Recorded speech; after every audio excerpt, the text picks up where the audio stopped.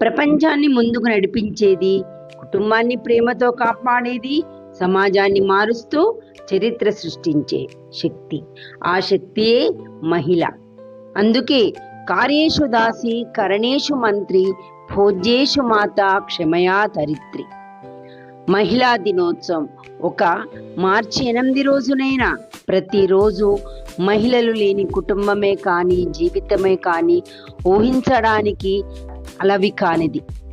మహిళ ఒక కుటుంబానికి మాత్రమే కాదు, సమాజానికి, దేశానికి బలమైన స్తంభం. పిల్లలకు మొదటి గురువు. ఆమె నేర్పే విలువలే వారి జీవితాన్ని నిర్మిస్తాయి.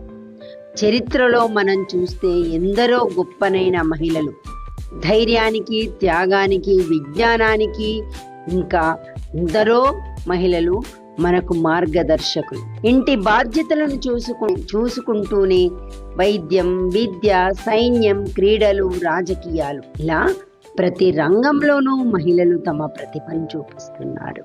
కానీ ఒక్క ప్రశ్న నేను వేస్తున్నాను. ఈరోజు సమాజంలో గొప్ప వ్యక్తులుగా, గొప్పనైన స్థానాలలో ఉండి సమాజంలో చెలామణి అయ్యే ప్రతి పురుషుని వెనుక మహిళ ఉందంటే అదేమన్నా అతిశయోక్తి కాదు. తాను వహించే కుటుంబ బాధ్యతనే కావచ్చు, పిల్లల యొక్క బాధ్యతనే కావచ్చు, ఇవన్నీ కూడా భర్తకు, తండ్రికి, వీళ్ళందరికీ కూడా తాను చేదోడు వాదోడుగా ఉండి వారిని గౌరవంగా సమాజంలో నిలుపుతుంది.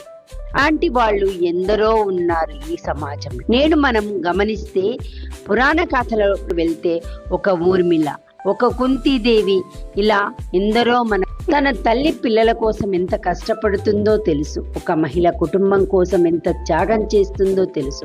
ఒక స్త్రీ శక్తి. ఆమె మనము అబల అంటున్నాం కాదు. నేడు రుద్రమాదేవి, ఝాన్సీ లక్ష్మీబాయి స్త్రీ శక్తి.